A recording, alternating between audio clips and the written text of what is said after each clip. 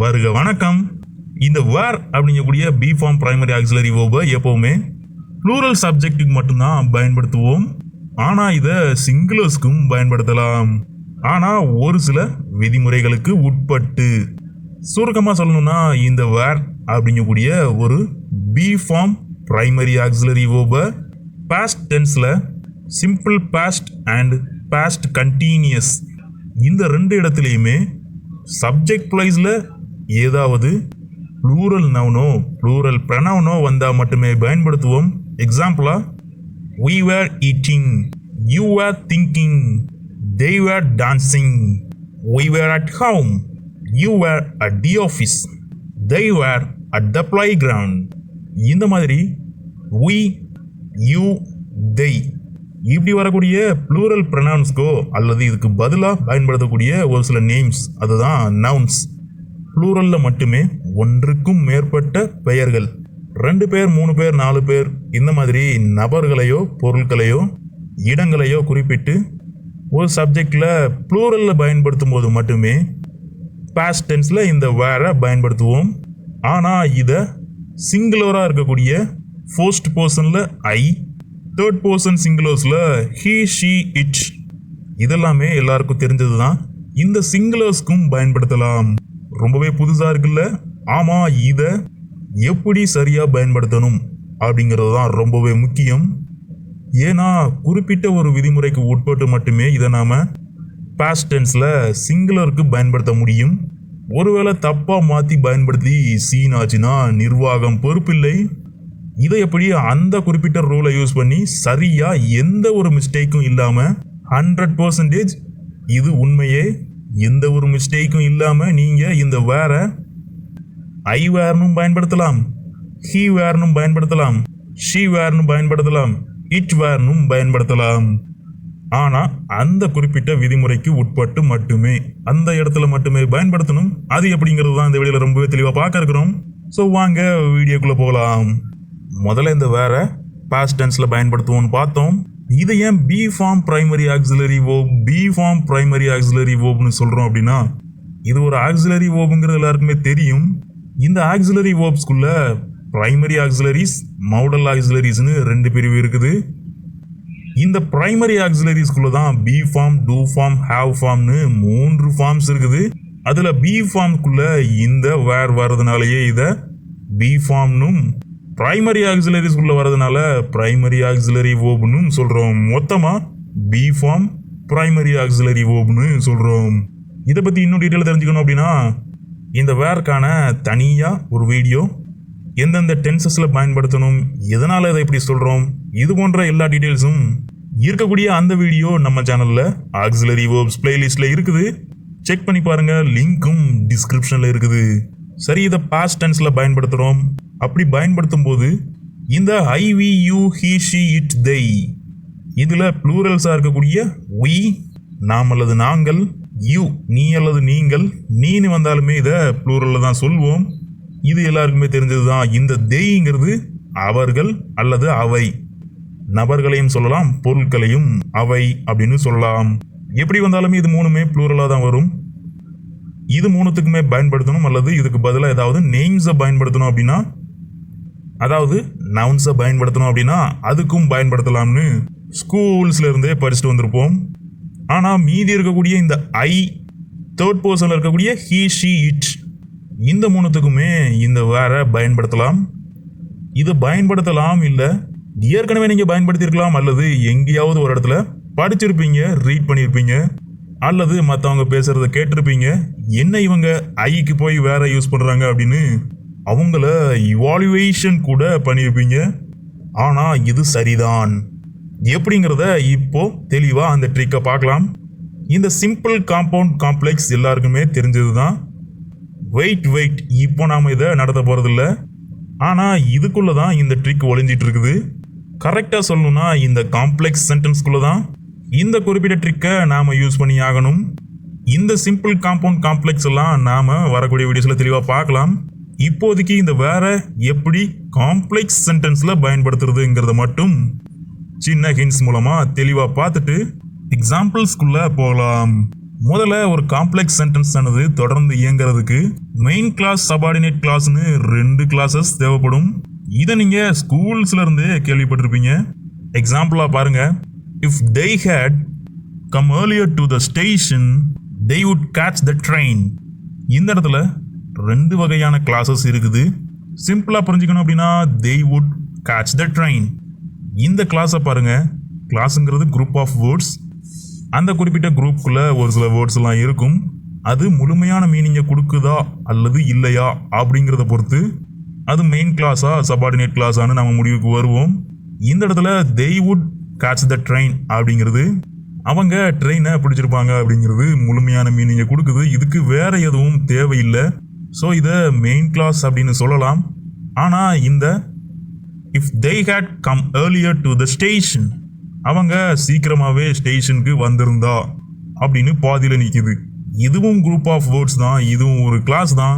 ஆனால் முழுமையான மீனிங்கை கொடுக்கல. இதுக்கு ஏதோ ஒரு மீனிங் எக்ஸ்ட்ராவாக தேவைப்படுது. அதனாலேயே இது ரெண்டாவதாக இருக்கக்கூடிய இந்த மெயின் கிளாஸ்க்கு அசிஸ்டண்ட்டாக சபார்டினேட்டாக வருது. அதனாலேயே இதை சபார்டினேட் கிளாஸ் அப்படின்னு இங்கிலீஷ் கிராமரியன்ஸ் சொல்லி வச்சிருக்கிறாங்க. இதை பற்றிலாம் ரொம்பவே டீப்பாக வரக்கூடிய வீடியோஸில் சிம்பிள் காம்பவுண்ட் காம்ப்ளெக்ஸ் பார்க்கும்போது தெளிவாக பார்க்கலாம். இப்போதைக்கு இந்த கமா வரைக்கும் இருக்கக்கூடிய இந்த குரூப் ஆஃப் வேர்ட்ஸ் எல்லாமே சபார்டினேட் கிளாஸ். இது இந்த மெயின் கிளாஸை நம்பி இருக்குது. ஸோ எக்ஸ்ட்ரா மீனிங்கை இந்த மெயின் கிளாஸ்லேருந்து எடுத்து தான் முழுமையான அர்த்தத்தை இந்த சென்டென்ஸ்க்கு கொடுக்குது. இப்படி இந்த மெயின் கிளாஸை டிபெண்ட் பண்ணியே முழுமையான மீனிங்கை கொடுக்கறதுனால இந்த சபார்டினேட் கிளாஸை டிபெண்டன்ட் கிளாஸ்னும் சொல்லுவோம். இதை பற்றி நாம் அந்த வீடியோஸில் தெளிவாக பார்க்கலாம். இப்போதைக்கு மெயின் கிளாஸ்னா என்ன, சபார்டினேட் கிளாஸ்னா என்னங்கிறது மட்டும் தெளிவாக புரிஞ்சிருக்கும். இங்கே நாம் தேடி வந்த அந்த ட்ரிக் இந்த சபார்டினேட் கிளாஸ்க்குள்ளே ஒளிஞ்சிருக்குது. அதுவும் இப்படி இந்த இஃப் வச்சு ஒரு கண்டிஷனலாக வரும்போது இதை கண்டிஷனல் கிளாஸ்னு சொல்லுவோம். அதாவது அவங்க சீக்கிரமாக ஸ்டேஷனுக்கு வந்திருந்தால் ட்ரெயினை பிடிச்சிருப்பாங்க. ஸோ கண்டிஷன் இங்கே இருக்குது, சபார்டினேட் கிளாஸ்க்குள்ளே கண்டிஷன் இருக்குது. இது எப்படி கண்டிஷனாக மாறிச்சு அப்படின்னா இந்த இஃப் அப்படிங்கக்கூடிய ஒரு வேர்டை சேர்த்ததுனால வந்திருந்தார்களே ஆனால், வந்திருந்தார்கள் எனில். ஸோ இந்த எனில் அப்படிங்கக்கூடிய மீனிங்கில் தான் இந்த இஃப் வருது. இப்படி இந்த சபார்டினேட் கிளாஸ் ஏதோ ஒரு வேலை நடந்திருந்தால் இது நடந்திருக்கும் அப்படின்னு கண்டிஷனாக கொடுக்குது. அதனாலேயே இதை கண்டிஷனல் கிளாஸ்னு எங்கேயோ ஒரு இடத்துல கண்டிப்பாக படிச்சிருப்பீங்க. திரும்பவும் படிக்க இருக்கிறோம். அந்த சிம்பிள் காம்பவுண்ட் காம்ப்ளெக்ஸ் பார்க்கும்போது இந்த இடத்துல இது கண்டிஷனல் கிளாஸுங்கிறது தெளிவாயிருச்சு. இது மட்டும் இல்லாமல் இந்த சபார்டினேட் கிளாஸ் ஆனது இன்னும் நிறைய வகையில் வரும். இப்போதைக்கு நாம் தேடி வந்தது இந்த கண்டிஷனல் கிளாஸ்க்குள்ளே இருக்கிறதுனால இந்த எக்ஸாம்பிளை நாம் எடுத்துருக்கிறோம். ஸோ இப்போ ஓரளவுக்கு உங்களுக்கு புரிஞ்சிருக்கும். இந்த கண்டிஷனல் கிளாஸ்க்குள்ளே தான் நாம் வேற பயன்படுத்த இருக்கிறோம். அந்த கண்டிஷனல் கிளாஸ் ஆனது ஒரு சபார்டினேட் கிளாஸாக இருக்கணும். அதில் இஃப் கண்டிப்பாக இருக்கணும். இந்த ரூல்ஸ்க்கு உட்பட்டு தான் இப்போ இந்த வேற எப்படி நாம் சிங்குலர்ஸாக இருக்கக்கூடிய ஐ, ஹி, ஷி, இட் இது மூணுத்துக்கும் பயன்படுத்த போகிறோம் அப்படிங்கிறத எக்ஸாம்பிள்ஸில் பார்க்கலாம். இந்த சென்டென்ஸ் பாருங்க, if I were at the office I might meet him.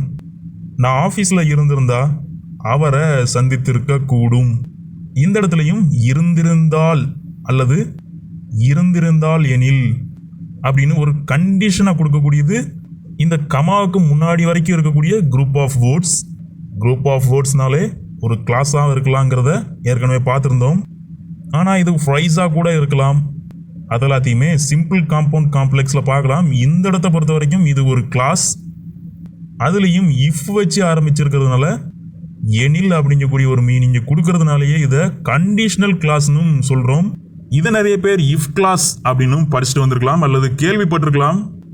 இப்படி இந்த குறிப்பிட்ட சபார்டினேட் கிளாஸ்க்கு, அதுதான் இந்த கண்டிஷனல் சபார்டினேட் கிளாஸ்க்கு இஃப் வச்சு பயன்படுத்தும் போது ஐ பக்கத்தில் வேர் பயன்படுத்திக்கலாம், ஒய் பக்கத்தில் வேர் பயன்படுத்திக்கலாம், யூக்கும் பயன்படுத்திக்கலாம், தேர்ட் பர்சனில் ஹீ, ஷி, இட், they இது எல்லாத்துக்குமே வேர் பயன்படுத்திக்கலாம். இல்லை வேர் தான் பயன்படுத்தணும். ஒருவேளை எங்கேயாவது ஒரு இடத்துல நீங்களும் பயன்படுத்திக்கலாம் அல்லது மற்றவங்க பயன்படுத்திருக்கிறத பார்த்துருப்பீங்க.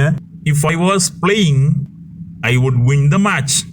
நான் மட்டும் விளையாடிட்டு இருந்திருந்தேன்னா மேட்ச்சில் ஜெயிச்சிருப்பேன் அப்படின்னு சொல்கிறதுக்காக இந்த வாஸை பயன்படுத்தியிருப்பாங்க. பாஸ்ட் கண்டினியூஸ் டென்ஸில் வாஸ் அல்லது வேர் தான் பயன்படுத்தணும். அதுலயும் ஐங்கிறது சிங்கிளோ அப்படிங்கிறதுனாலயே நிறைய பேர் வாஸ் எல்லாம் பயன்படுத்திட்டு இருப்பாங்க, பயன்படுத்தியிருப்பீங்க.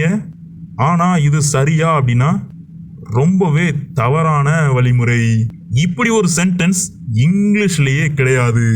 இந்த இடத்த மட்டும் தெளிவா புரிஞ்சுக்கோங்க.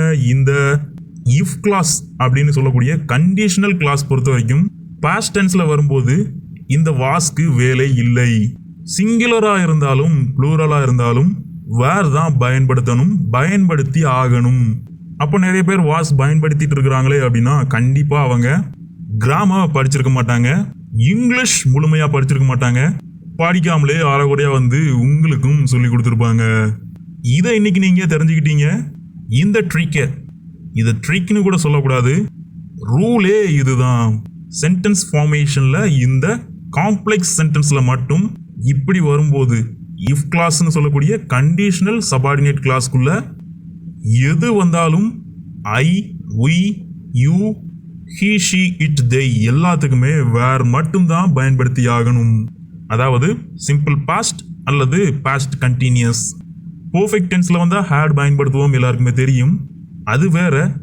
இது சிம்பிள் பாஸ்ட், பாஸ்ட் கண்டினியூஸ். ரெண்டுத்துலையுமே சிங்குலருக்கு வாசும் ப்ளூரலுக்கு வேறனும் படிச்சுட்டு வந்திருப்போம்.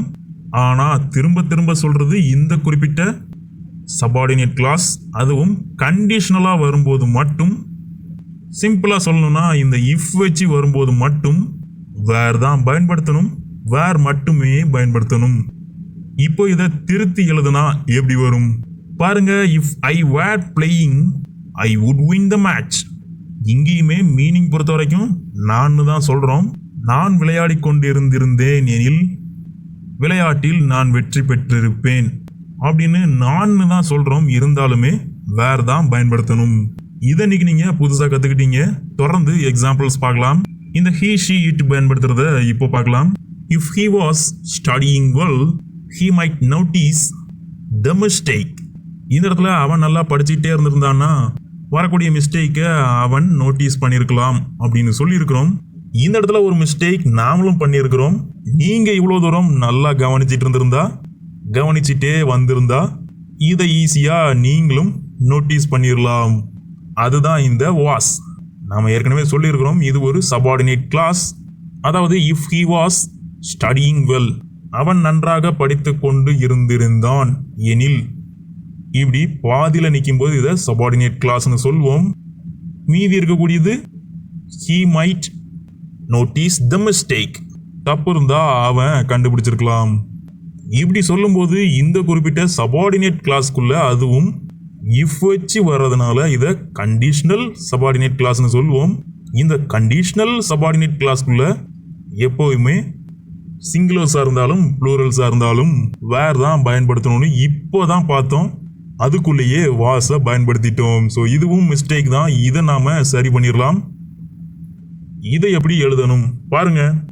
If he were studying well he might notice the mistake.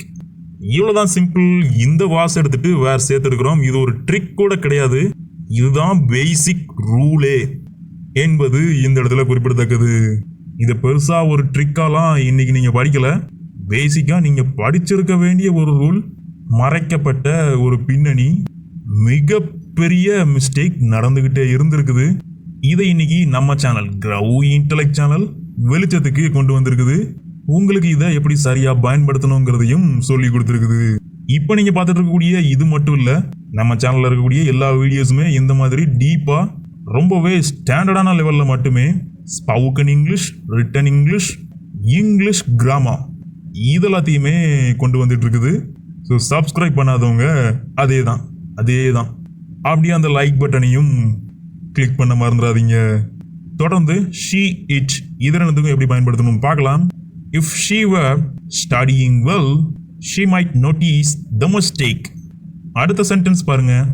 If it were working well the product would be made on the time allotted.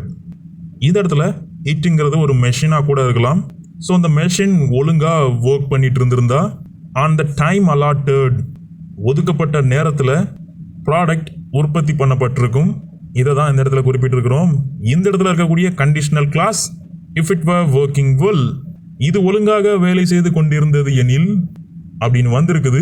இதுலயும் இஃப் வச்சு வந்திருக்கிறதுனாலயே இதை கண்டிஷனல் கிளாஸ்னு சொல்றோம். அதனால இட்டுக்கு பக்கத்துலயும் மறந்துடாம வேர் பயன்படுத்திங்க. இந்த இட்டுக்கு பதிலா மெஷின் வந்தா கூட அது ஒரு நவுன், அதுவும் சிங்குலரா வந்திருக்குதுங்கிறதெல்லாம் பார்க்க வேண்டிய அவசியம் இல்லை. சிங்குலரோ ப்ளூரலோ வேர் தான்.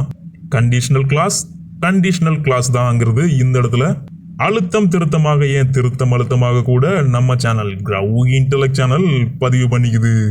சரி, ஒட்டுமொத்தமா இந்த இஃப் கிளாஸ்னு சொல்லக்கூடிய கண்டிஷனல் கிளாஸ்க்குள்ள சிங்குலரோ ப்ளூரலோ எது வந்தாலும் வேர் பயன்படுத்திக்கலாம்னு பார்த்துட்டோம். ஒட்டுமொத்தமா இந்த குறிப்பிட்ட உண்மை உங்களுக்கு இன்னைக்கு தெரிய வந்திருக்குது. இதையும் தொடர்ந்து மைண்ட்ல வச்சுட்டு பயன்படுத்துங்க, பிராக்டிஸ் பண்ணுங்க. அந்த ஷியூரான டெவலப்மெண்ட் கண்டிப்பா இருக்கும். இது மாதிரி தொடர்ந்து ஸ்டாண்டர்டான லெவல்ல வரக்கூடிய English, spoken English, written English, English grammar எல்லாத்துக்குமான வீடியோஸ் வந்துகிட்டே இருக்கும். ஸோ மறந்துடாம சப்ஸ்கிரைப் பண்ணாதவங்க பண்ணி வச்சுக்கோங்க. அந்த பெல் பட்டனை மறந்துடாதீங்க. ஆல் ஆப்ஷனையும் சூஸ் பண்ணிக்கோங்க. வீடியோவை க்ளோஸ் பண்றதுக்கு முன்னாடி உங்களுக்கு இருக்கக்கூடிய டவுட்ஸ் இவ்வளோ தூரம் தெளிவாக பார்த்தும் இதில் உங்களுக்கு டவுட்ஸ் இருந்தா, அல்லது ஸ்போக்கன் இங்கிலீஷ், ரிட்டன் இங்கிலீஷ் இது ரெண்டுத்துக்கும் ஃபோர்ஸ்ட் லெவலாக இருக்கக்கூடிய இங்கிலீஷ் கிராமர், இதில் எந்த ஏரியாவுக்குள்ள டவுட்டாக இருந்தாலும் நம்ம சேனலுக்குள்ள வந்து எந்த வீடியோ கீழே வேணாலும் தாராளமாக கேட்டு வைக்கலாம். நீங்கள் ஒருவேளை ரொம்ப நாளைக்கு அப்புறமா இந்த வீடியோ பார்க்குறதா இருந்தாலும் நீங்கள் எப்போ வேணாலும் நம்ம சேனலுக்குள்ள வந்து எந்த வீடியோ கீழே வேணாலும் உங்களுடைய டவுட்ஸை கேட்டு வைக்கலாம். நீங்கள் கேட்குற எல்லா டவுட்ஸுமே நம்ம சேனலுக்கு ஒரே பேஜில் தான் வரும். ஸோ அப்பப்போ ரிப்ளைஸும் வந்துகிட்டே இருக்கும். அல்லது நம்ம சேனலுடைய அபவுட் பேஜில் இன்ஸ்டாகிராம் பேஜுடைய லிங்க்குமே இருக்குது. அங்கேயும் வந்து ப்ரைவேட் சாட்டில் உங்களுடைய டவுட்ஸை கேட்கலாம். தொடர்ந்து இணைந்திருங்க நம்ம சேனல் கிரவு இன்டெலெக்ட்.